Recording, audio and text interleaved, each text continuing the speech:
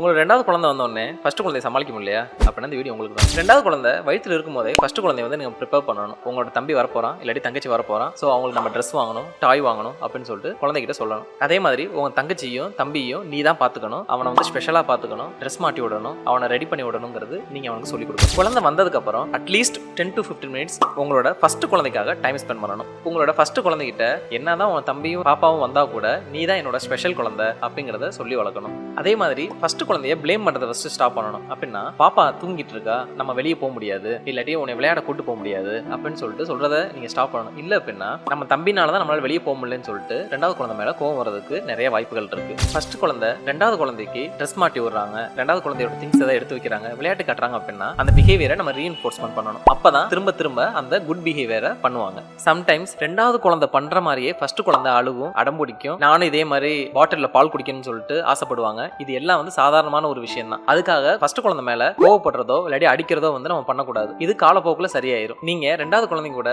விளையாடும் போது, ரைம்ஸ் பாடும் போது, இல்லாட்டி பாட்டு பாடும் போது, ஏதாவது ஸ்டோரி சொல்லும் போது ஃபர்ஸ்ட் குழந்தைய இன்வால்வ் பண்ணிக்கணும். அப்பதான் நீங்க பாத்துக்கிற மாதிரி உங்க ரெண்டாவது குழந்தைய ஃபர்ஸ்ட் குழந்தையும் பாத்துக்கணும். இதெல்லாம் பண்ணி பாருங்க. ஃபர்ஸ்ட் குழந்தை ரெண்டாவது குழந்தைய டிஸ்டர்ப் பண்றது இல்லாட்டி அடிக்கிறது, தள்ளி விடுறது, அடம்பிடிக்கிறது கூட பண்ண மாட்டாங்க. இருங்க அதுக்கு முன்னாடி நீங்க ரொட்டீனா ஃபாலோ பண்ணணும். நீங்க ஒரு நாள் பண்ணிட்டு இது நடக்கலன்னு சொல்லக்கூடாது. டெய்லி பிராக்டிஸ் பண்ணீங்க அப்படின்னா கண்டிப்பா நடக்கும்.